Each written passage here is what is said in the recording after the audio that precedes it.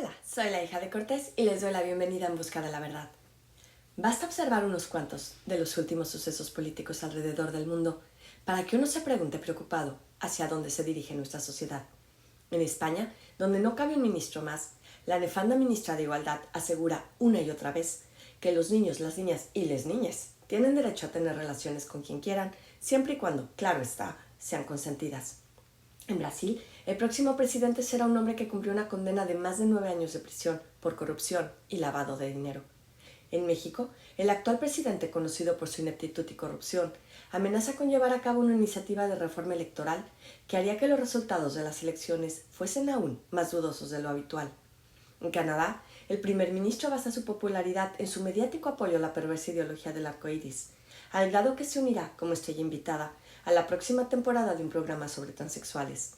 Ante este panorama, no es de sorprender que en los Estados Unidos los resultados de las pasadas elecciones no hayan mostrado un abierto rechazo de la ciudadanía estadounidense al partido cuyo líder, lo único que al parecer tiene claro, es su ferviente apoyo a quienes matan, bien sea el cuerpo con el aborto o el alma con perversas ideologías, de los más inocentes. Y es que las terribles políticas de los demócratas han tenido como consecuencia alarmantes resultados, entre los cuales el problema más evidente es la inflación, que se ha disparado en los Estados Unidos hasta su tasa más alta de los últimos 40 años. Se calcula en un 8,6%. A pesar de esto, los republicanos han conseguido menos escaños de los esperados, y aunque tienen asegurado el Congreso, lo más probable es que se deberán enfrentar a un Senado dividido, en el mejor de los casos, por la mitad, lo que dará la ventaja a los demócratas, pues cuentan con el voto decisivo de la vicepresidente Kamala Harris. Esto demuestra que en ocasiones, y refutando la famosa frase de Clinton, no es la economía el factor decisivo en unas elecciones. Y es que, al decir de algunos expertos, el factor determinante en dicha votación fue el pánico que los demócratas lograron producir en un importante sector de la población, de la que la democracia estaría en peligro si ganaban los extremistas republicanos, puesto que, entre otras cosas, prohibirían terminantemente el aborto. Recordemos que hace unos meses, con el caso Dobbs vs. Jackson, la Corte Suprema anuló Roe vs. Wade, que garantizaba el mal llamado derecho al aborto en los Estados Unidos. Esto, aunque no anuló las leyes a favor del aborto, devolvió a los estados el derecho a regularlo, cosa que varios gobiernos supieron aprovechar, pues la mayoría de los estados republicanos, casi la mitad de los 50 estados, restringieron el aborto. De hecho, el presidente Biden, quien calificara el fallo de la Suprema Corte de escandaloso, se comprometió a hacer del aborto la ley del país, anunciando que la restauración de Roe sería el primer proyecto de ley que enviaría al Congreso después de las elecciones de noviembre si los demócratas lograban agregar escaños al Senado y mantener el control de la Cámara de Representantes. Afortunadamente, el mismo presidente ya haya anunciado que no cree que tendrán el poder suficiente para codificar el derecho al aborto. Independientemente de esto, es para ponernos a temblar y, sobre todo, ponernos de rodillas a rezar ante el hecho de que el partido que hizo del aborto su tema de campaña haya logrado un mejor desempeño de lo esperado por la mayoría de los analistas. Para comprender la relevancia de este tema, es importante señalar que si bien las encuestas demuestran que la mayoría de los estadounidenses no están a favor del aborto sin límites, solo una pequeña minoría está a favor de prohibir el aborto, sin excepción alguna. Es en este importante factor donde encontramos la clave del problema que enfrenta la defensa de la vida.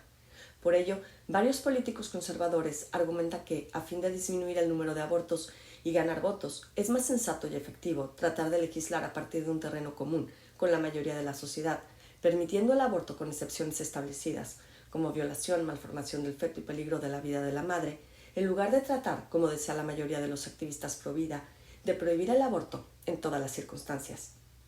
Este argumento es evidentemente falso. No podemos olvidar que a nivel prácticamente mundial empezamos nuestra autodestrucción dando, tímidamente, los primeros pasos hacia la despenalización del aborto bajo engañosos supuestos, y ha sido solo cuestión de tiempo el que el aborto prácticamente a la carta y hasta antes de nacer se esté legalizando en cada vez más lugares. Hemos perdido precisamente porque gran parte de la sociedad aceptó legalizar el aborto solo en contadísimas y graves circunstancias y solo en las primeras semanas de embarazo, como si las circunstancias cambiasen el hecho de que el aborto implica siempre el asesinato del bebé en gestación. Legislar contra la ley natural es lanzar una bola de nieve que al ser cada vez más grande y pesada va descendiendo cada vez más aprisa, arrasando a su paso uno a uno con los principios que protegen a la sociedad. Empezamos despenalizando el aborto por violación y malformaciones de feto y acabamos festejando que una mujer pueda abortar cuando el feto ya casi ha asomado la cabeza al mundo. Por ello el aborto, que hace algunos años sus mismos promotores presentaban como algo que debía ser seguro, legal y raro, ahora se promueve prácticamente sin límite alguno, al tiempo que se presume a los cuatro vientos, micrófono en mano. El aborto, como otros tantos objetivos globalistas, forma parte de una batalla que va más allá del plano cultural. Quienes lo promueven lo saben bien.